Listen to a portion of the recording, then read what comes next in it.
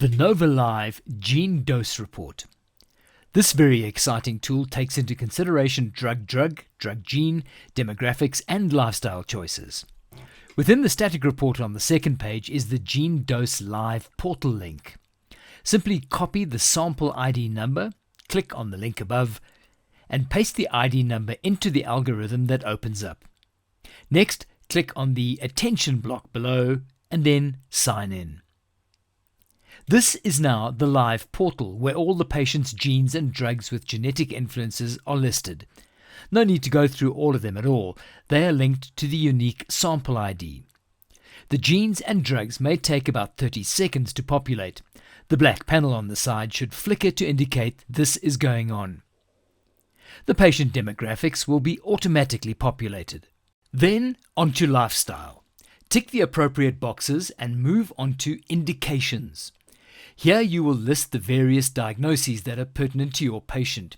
You can see that I have pre-populated some fields.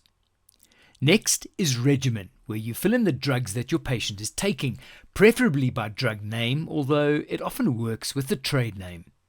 Now, click on Report. Look firstly at the box on the right and click on the FDA warnings at the bottom to remove them, and then see what effect lifestyle, genetics and drug-drug interactions play in the total risk score for each drug. You can hover the mouse over each section to get an analysis of what is going on.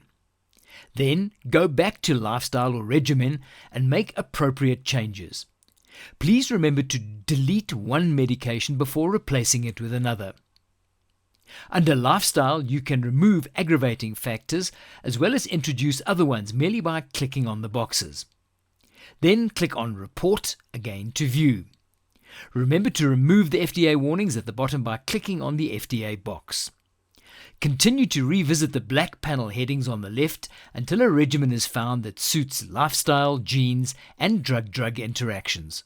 I would like to show you an example of regimen optimization. Let's look at the patient we have populated thus far. In the report, one immediately sees that there is a genetic issue with Tegretol.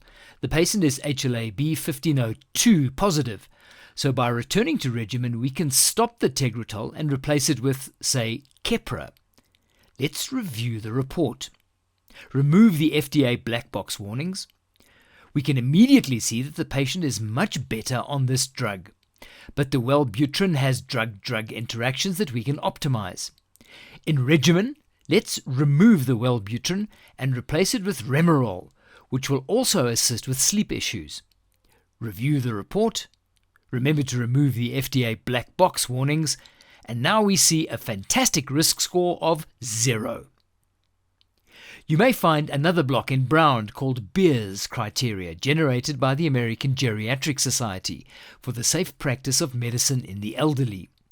Try to achieve the lowest possible score, preferably below 20, by visiting the relevant factors involved. When you are done, a PDF can be downloaded and shared with the patient. On the left, you will find a box called Side Effects, each of which is given a score and the responsible drugs are weighted. Once the scores are as best as they can be, this is worth reviewing and explaining to patients. The portal can be revisited as often as necessary and only by clinicians. The offering can be shared with as many different colleagues with the patient's consent. Following POPI Act protocol is of utmost importance. Down the line, one may need to find an alternative medication, and this is done by clicking on the Alternatives option in the black bar. First, remove the offending drug, and then click Add Alternative. The risk rating for the alternatives is listed, and the best choice can be made informatively. Revisit the report and save the alternative. Remove the FDA black box warnings, and review. This is precision medicine in real time, quick, clinician-friendly, and tailored to individual patients.